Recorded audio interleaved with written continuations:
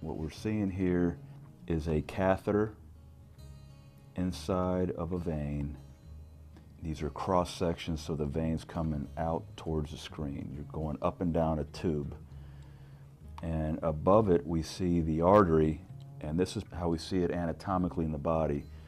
In the back of the vein is going to be only hard structures like the spine, and on top of the vein is an artery, and an artery, when it's pressurized, is pretty stiff. A vein has low pressure in it, so you've got a low pressure floppy thing in between two hard stiff things. So you can easily compress a vein and cause problems.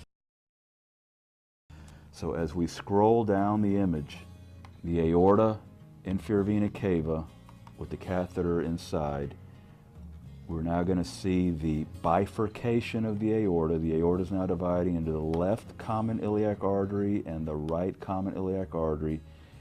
The inferior vena cava is dividing into the right common iliac vein and left common iliac vein. Now the arteries have split into the right and left.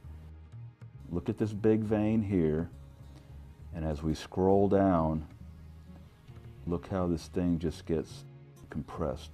Now the vein's about this big. And this is the overlying right common iliac artery compressing the left common iliac vein against the spine. As we keep going south, you see the artery, common iliac artery, starting to separate away. The vein starting to reopen up again.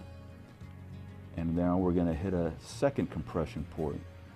Again, this is the left side, so now we're looking at the left common iliac artery on top of the left common iliac vein. The artery is now going to give off the hypogastric artery, and now the hypogastric artery is causing compression at another site of the iliac vein. This compression is not as severe as the first one, but it's just to illustrate the point that there's 4 sites of compression that can occur, both common iliac veins and both external iliac veins. This is a guide wire inside of the vein. This is a fluoro image now with only x-rays. It's not ultrasound. This is the spine, the spinal column going straight up and down. And at the lumbar 4, lumbar 5 interface is where the iliac vein divides, and here you see a balloon at that L4, L5 space, and you see a waist in the balloon. That means as the balloon is expanding, it's being constrained by that iliac vein compression site. And as we blow it up to 2 atmospheres, it's going to spring open that area of compression. If you balloon only, the lesion will recur. So what we do then is we stent it. This is the wire. You do everything over a guide wire. This is a stainless steel stent that's been deployed in the vein.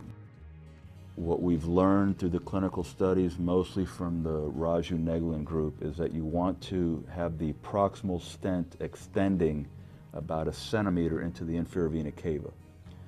It's counterintuitive, but that's what the data show. The stent patency is better if you extend it into the inferior vena cava. So that's what we did in this case. This is back to the intravascular ultrasound image. This is the inferior vena cava. It's big, and the stent is a round circle here. You can see that the stent does not reach the other wall. That means that it's just extending into the inferior vena cava without completely blocking the other side. So we're not jailing the right common iliac vein. And as we go down,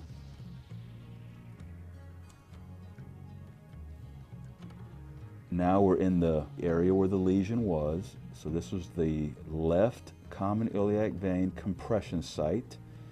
You can see where we saw earlier the division of the artery, so the left common iliac artery and the right common iliac artery. This was compressing the vein closed, and now it has a metal stent completely opposed to the wall of the vein. The vein's big and round now.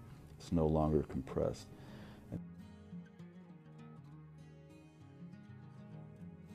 And this is the one that most people know about, the right common iliac artery crossing the left common iliac vein. The one that people don't know about are the other 3 compression points that can occur. The point is there's 4 sites of compression that are common and unknown to most physicians. Most doctors know about the single lesion right there.